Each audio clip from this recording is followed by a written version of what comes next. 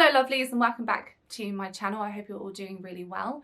By the end of this video, you'll have an understanding of some of the most common pitfalls that I've experienced, both personally and professionally in my practice with clients when it comes to binge eating recovery, aka healing our relationship with food, finding a healthy relationship with food. These things can sometimes keep us stuck. Not all of these will be relevant to you. I'm just bringing them to your attention for your own reflection and your own exploration. If you're new around here, hi, my name is Rachel. I'm a nutritional therapist and a disordered eating recovery coach, and I help women move out of the dieting and food control and binge eating cycle and food obsession and perhaps emotional eating to a normal, healthy relationship with food so that they can find their healthy weight, make peace with food, and finally start to thrive in life. One of the most common things that comes up time and time again when I speak with clients before I take them on as clients, one of the number one fears is, I have this really high appetite and I'm nervous that this is just who I am and I'm just a really hungry person and that this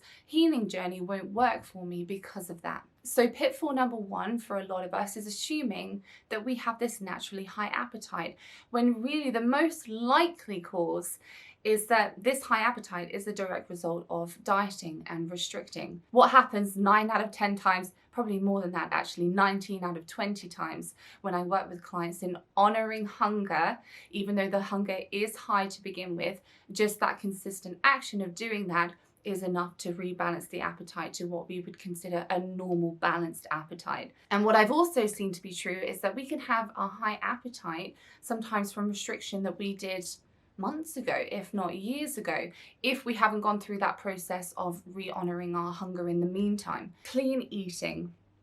Now, obviously, as a nutritional therapist, I care a great deal about my personal nutrition and the nutrition and the health and the physical health of my clients. However, one pitfall that comes up time and time again, and this was even present on my journey, is taking this idea of honoring hunger to support us in our binge eating recovery, which is really, really important for a lot of us, and thinking that we have to honor our hunger with purely whole foods or purely nutritious food 100% of the time, i.e. eat a clean diet is the terminology that I often hear that I'm not a fan of. Eating 100% nutritious food is not necessary to rebalance our appetite and to overcome binge eating in my experience. And more often than not, I've seen this do more harm to the recovery process and the healing process than good, because it keeps a focus on food. There's still good foods, bad foods, black and white thinking around food, and a scarcity and deprivation mindset also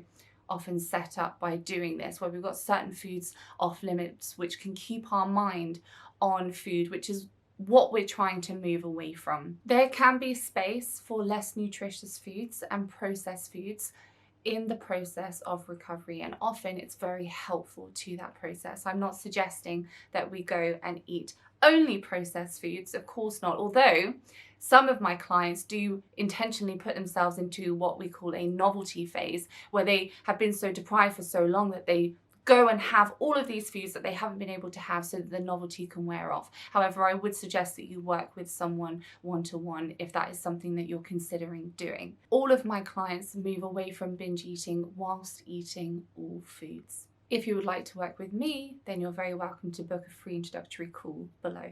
Another pitfall can be honoring hunger, which is wonderful, but eating only for the purpose of feeling full rather than satisfied and satiated. In my experience, it is this sensation of feeling satisfied and satiated by the food that we eat that allows us to move away from the obsessive thinking around food and to cultivate more mental freedom when it comes to food. Focusing less on how much we're eating and how many calories we're eating, and more on what's going to nourish my body and also going to satisfy me and satiate me at the same time. I typically see vast improvements in clients' relationship with food when they start to focus on this. A good starting place that I work from with clients is taking the time to find nutritious meals that also look really delicious and tasty. And nutritious doesn't mean low in calories. And we'll often start with looking at meals and thinking, is there some protein in there? Is there some fat in there? Are there some complex carbs in there? Are there some veggies or some fiber in there? And that's a really good place often to start from, to then begin to experiment to find what really works for us as individuals on an individual basis. eating but not having permission to eat, and there's still that guilt tripping or that shaming around eating. The reason I think this can keep so many of us stuck is because it can keep us in an analytical frame of mind rather in a state of being in tune with what our body is telling us. I can completely understand the thought process of I have to analyze my food or keep an eye on my food to ensure that I'm not eating too much on this journey. But actually what this can do is to keep our mind on food when it wouldn't have been otherwise, creating stress and perhaps even creating more hunger and cravings as a result. And also, you deserve to eat when you're hungry and eat until you're satisfied without making yourself feel guilty or shameful for doing so. This isn't an unreasonable request of something to do. This is self-care, this is self-love, this is you fueling your body and treating your body with respect. I'll often post to clients, don't assume that you are an emotional eater or that you're not an emotional eater.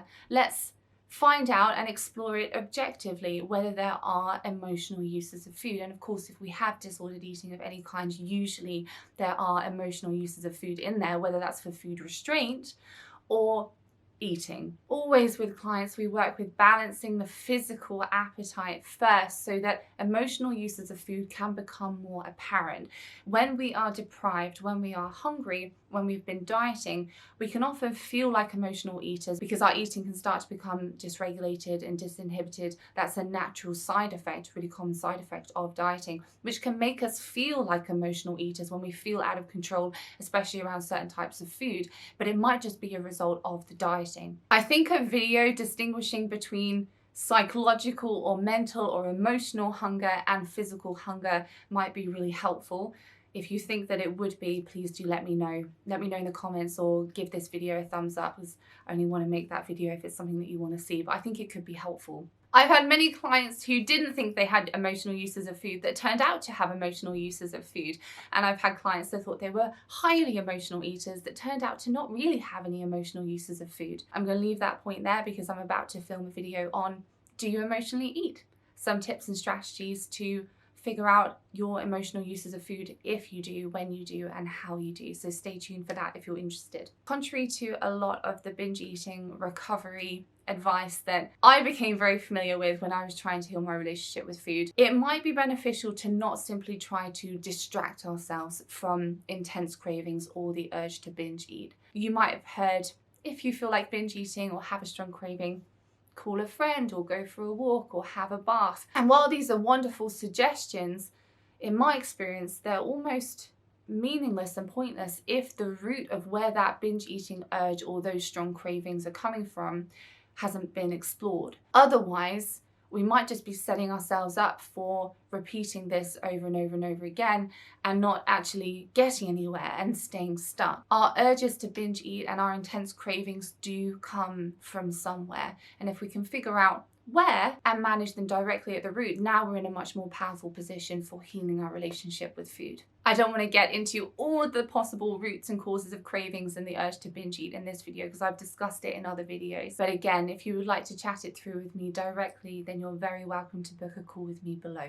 A very common pitfall can be assuming that our binge eating or emotional eating or our disordered eating is just about the food and working just with the food. This can really keep us stuck because food often makes up just a fraction of the puzzle in our relationship with food. What do I mean by that? Well, let's take an example of a client that I had a few months back where we came to understand that her love of certain types of food was rooted in that eating these foods was pretty much the only source of fun and pleasure that she had in her life. Now, if we were just to focus on the food and to try and cut back on eating certain foods and perhaps create a diet plan or a meal plan, it could be the most varied diet plan and most flexible diet plan in the world. But without working on building up other elements of fun and pleasure in her life, how is that going to leave her? It's not going to leave her in a very good position, and it would make total sense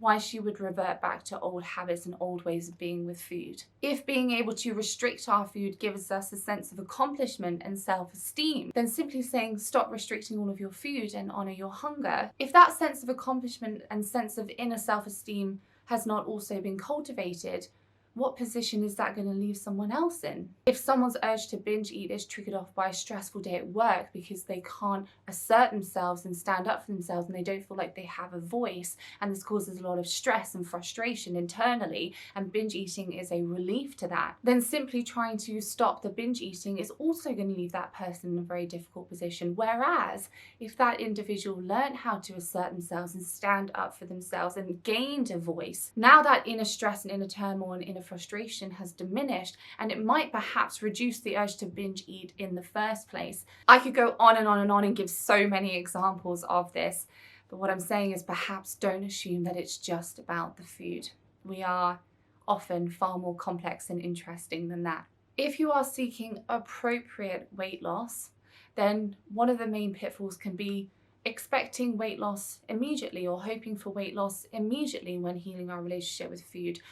This can happen. There is often a period necessary of healing our relationship with food and allowing the body to heal, in simple terms, from the negative effects of dieting and restricting, the physiological effects of that. It might be unfair on the body to put it through these repeated dieting attempts, through this repeated famine, and then to expect it to release excess weight straight off the bat. It doesn't mean that you're doing something wrong, and just because you don't lose weight immediately doesn't mean that you won't lose excess weight in the future. It can be helpful for a lot of us to not assume that we know better than our body about how much food that we need to eat on any particular day. I understand that over time with dieting and binge eating, a lack of trust is cultivated between us and our body, which is completely understandable, and vice versa. For the vast majority of us, we can trust our physical appetite and trust that our body knows just how much food that we need on that day, which can vary significantly from one day to the next. Or for us women, it can vary significantly throughout the month. There's a whole week where I'm really hungry and then a whole week when I'm not very hungry. And beforehand, I might have really overanalyzed this, but now I understand that it's just the body doing the body's thing. We can be bombarded with, I appreciate, of you should eat this many calories, this is an appropriate amount of food for you, you should eat in these specific meal times, you should eat in this specific structure, when really the best indicator of when we should eat and how much we should eat is our own internal appetite cues. Another pitfall that can really set a lot of us back is if we initially gain weight when we are healing our relationship with food, assuming that that means that we have done something wrong or we are doing something wrong. Now, if weight does continue to climb as we're healing our relationship with food and doesn't balance out, okay, that is warranted for exploration. However, an initial bit of weight gain is common, and this can be because the body has received the messaging to lay down more and more fat if it's going to be subjected to these repeated bouts of famine. Fat is, after all, an energy resource, and this is an evolutionary adaptation that has helped us survive for so long. And that brings me nicely onto the next point.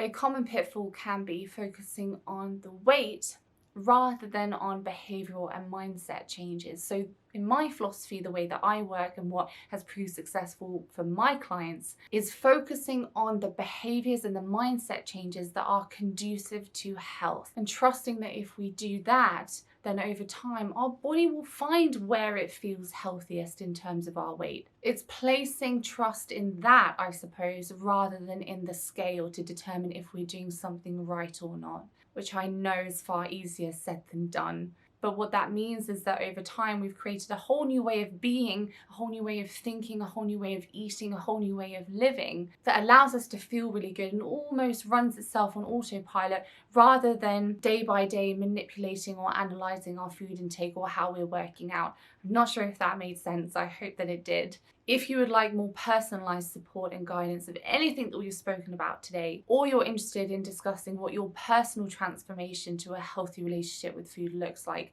then you're very welcome to book a free introductory call with me below. Until next time, take care of yourselves, and I'll see you in the next one. Bye for now.